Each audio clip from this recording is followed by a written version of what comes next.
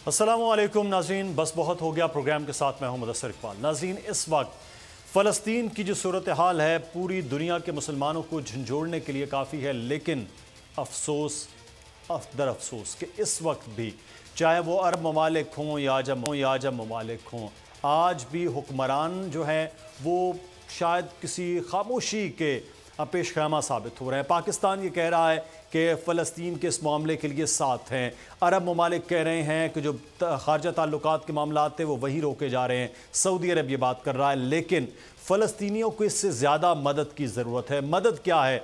कोई जंगों के हथियार उठाकर आपने मदद नहीं करना। फ़लस्तीनियों का जो मुक़द्दमा है कि उनको उनकी ज़मीन पर रहने दिया जाए, उनको उनकी ज़मीन वापस दिलवाई जाए, लेकिन अमेरिका तो भरपूर तरह से साथ देने के लिए, यूरोपीय यूनियन के बहुत से ममालिक भरपूर तरीके से साथ देने के लिए इजराइल के नज़र आ रहे हैं, लेकिन हम लैतोलाल से काम ले रहे हैं। आपको याद होगा जब ग्रेटर फ़लस्तीन इजराइल का बाकायदा तौर पर यह पैगाम हुआ और कहा गया कि अब मामला हल हो चुका है मशरक़ वस्ता में फ़लस्तीन का, और उसके बाद हमास का अपनी ही सरज़मीन के दिफा के लिए फिर अटैक, और उसके बाद सिचुएशन जो आज है वो हमारे सामने है।